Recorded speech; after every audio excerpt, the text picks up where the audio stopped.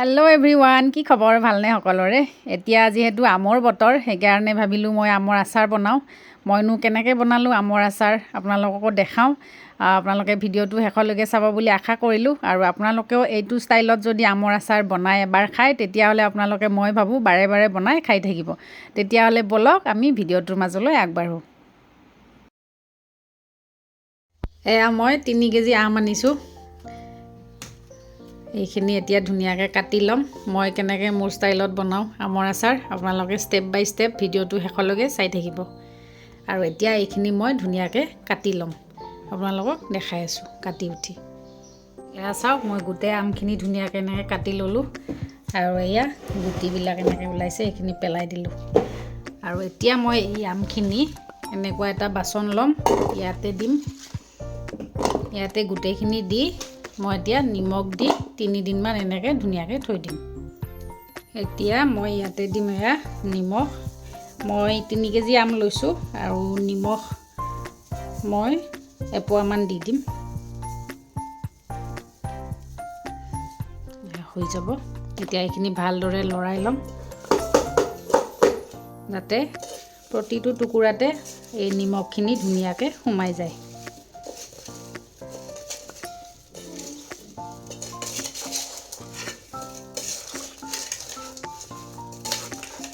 এপোৱাতকৈ অলপ কম দিছোঁ নিমখ, পিছত লাগিলে মই দি দিম যেতিয়া আচাৰখিনি বনাম ভালদৰে। এতিয়া এইখিনি দিলে হৈ যাব। আজি আমখিনি কাটি থোৱা 3 দিন হ'ল। এয়া চাওকচোন, নিমখৰ পৰা কিমানখিনি পানী ওলাই গৈছে আৰু আমকেইটুকুৰাও ধুনীয়াকৈ সিজিছে, নিমখখিনি ধুনীয়াকৈ সোমাই গৈছে।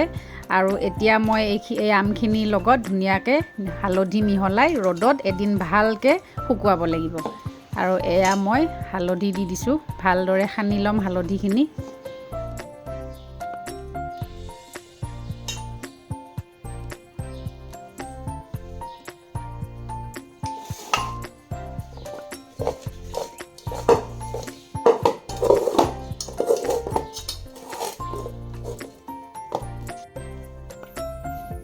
আৰু এতিয়া মই ডলা এখনতকৈ এনেকৈ এটুকুৰা এটুকুৰাকৈ ধুনীয়াকৈ অলপ পাতল পাতলকৈ মই ৰ'দত শুকুৱাবৰ কাৰণে দিছোঁ। এনেকৈ বাকলিৰ যিখিনি অংশ সেইখিনি তলফালে দিব লাগে, কাৰণ বাকলিৰ ফালেদি যিহেতু পানীটো বেছি সোমাই নাথাকে, মাংসৰখিনিতহে বেছিকৈ পানীটো সোমাই থাকে, সেইকাৰণে ওপৰমুখ কৰি দিলে সোনকালে ৰ'দত শুকুৱাব ভাল হয়।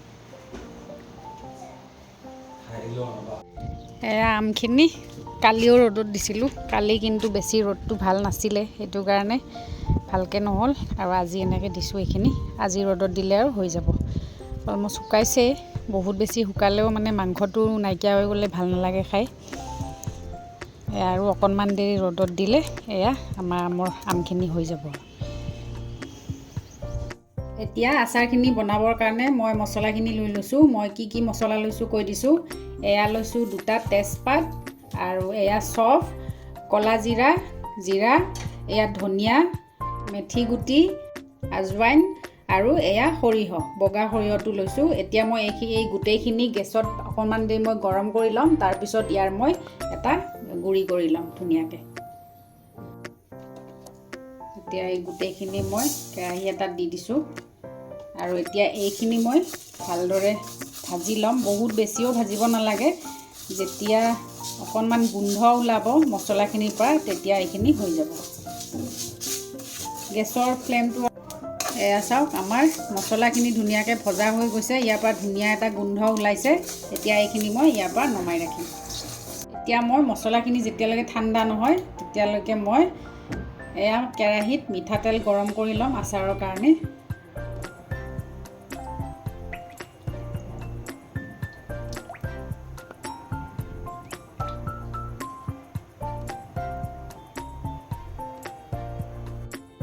এয়া মোৰ মছলাখিনি ধুনীয়াকৈ ঠাণ্ডা হৈ গ'ল। এতিয়া এইখিনি মিক্সিৰ জাৰ এটাত দি মই এইখিনি গুড়ি কৰি ল'ম। গুড়িটো বহুত বেছি মিহি কৰিব নালাগে। এয়া চাওক, মই মছলাখিনি গুড়ি কৰি ল'লোঁ, বেছি মিহি কৰা নাই মই। এয়া চাওক মই কেনেকুৱা কৰিছোঁ, অকণমান গোটা গোটা হৈ আছে, দৰদৰা বুলি কয় যিটো, সেইটো এনেকৈ কৰি ল'লে হ'ল। এতিয়া কেৰাহীত এয়া মিঠাতেল গৰম হৈ গ'ল, অকণমান ঠাণ্ডা কৰি লৈছোঁ মই মিঠাতেলখিনি। এতিয়া মই এইখিনি টাইমতে এয়া মছলাখিনি ইয়াতে দি দিম গোটেইখিনি। এইখিনি ভালদৰে লৰাই ল'ম। আৰু এয়া দিছোঁ জলকীয়া, এটা ভোট জলকীয়া দি দিছোঁ, বাকীখিনি মই সৰু জলকীয়া ইউজ কৰিছোঁ। এইখিনি অকণমান ভাজি ল'ম। আৰু ইয়াত মই অকণমান গুড় দি দিছোঁ। মই অকণমান মিঠা বনাম আচাৰটো, বহুত বেছি নহয়, অলপ দিছোঁ। আপোনালোকে গুড় নিদিবও পাৰে, নিজৰ ইচ্ছা আৰু দিবও পাৰে। এইখিনি হৈ গ'ল। এতিয়া মই ইয়াতে আমখিনি দি দিম।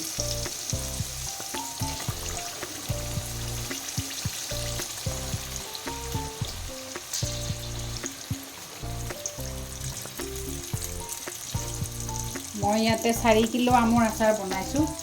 সেইটো হিচাপত মই মছলা আৰু মিঠাতেল দিছোঁ। মিঠাতেল মই আধা লিটাৰৰ অলপ বেছি দিছোঁ, আৰু মছলাখিনিতো আপোনালোকে দেখিছে। আৰু এতিয়া মই এইখিনি ভালদৰে মিহলাই লওঁ।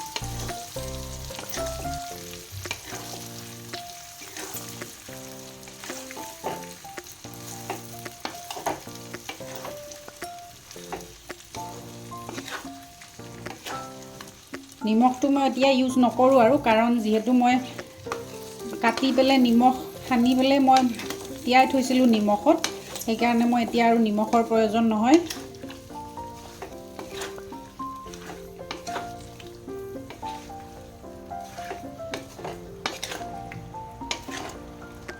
আৰু এতিয়া মই ইয়াতে দিম এয়া ভিনেগাৰ।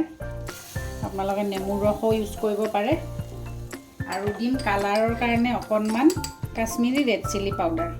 এয়া কাশ্মীৰী ৰেড চিলি পাউডাৰ মই 2 চামুচ ইউজ কৰিছোঁ। এতিয়া এইখিনি ভালদৰে লৰাই ল'ম।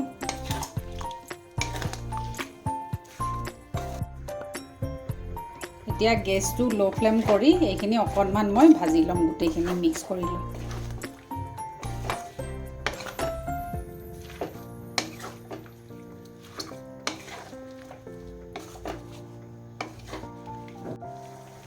এয়া চাওক, আচাৰখিনি ধুনীয়াকৈ হৈ গৈছে।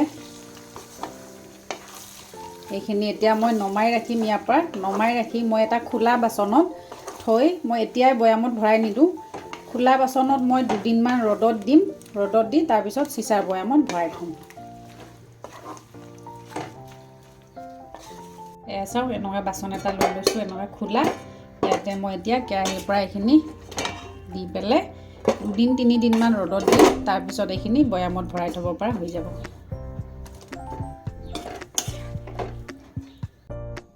এয়া চাওক কি ধুনীয়া হৈছে আমাৰ আচাৰখিনি।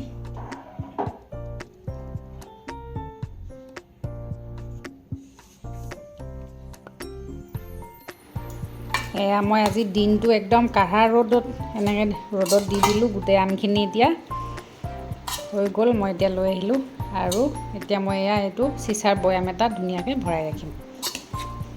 আচাৰখিনিৰ কালাৰটো চাওকচোন, ইমান ধুনীয়া হৈছে দেখিব। আৰু মই এপিচ খাই চাইছিলোঁ, একদম এতিয়াৰ পৰাই খাব পৰা হৈ গৈছে আচাৰখিনি। আৰু এইটো ষ্টাইলত যদি আমৰ আচাৰ এনেকৈ বনায়, তেতিয়াহ'লে বহুত বছৰলৈকে এনেকৈ সংৰক্ষণ কৰিব পাৰি। বহুত দিনলৈকে বেয়া নহয়। মই যিটো ষ্টাইলত বনাইছোঁ, আপোনালোকেও এবাৰ তেনেকৈ বনাই চাব, আৰু সোৱাদটোও বহুত ধুনীয়া হয় খাব। মই ইয়াত 3 কেজি আমৰ আচাৰ বনাইছিলোঁ, আৰু চাওকচোন একদম বৈয়ামটো ধুনীয়াকৈ ফুল হৈ গৈছে। তেতিয়াহ'লে আজিলৈ ভিডিঅ'টো ইয়াতে সমাপ্ত কৰোঁ। আপোনালোকে ৰেচিপিটো চাই কেনেকুৱা পালে কমেণ্টত জনাবলৈ নাপাহৰিব। আৰু যিসকলে মোৰ চেনেলটো নতুনকৈ চাইছে, তেওঁলোকে ছাবস্ক্ৰাইব কৰিব নাপাহৰিব। আজিলৈ আহোঁ, বাই বাই।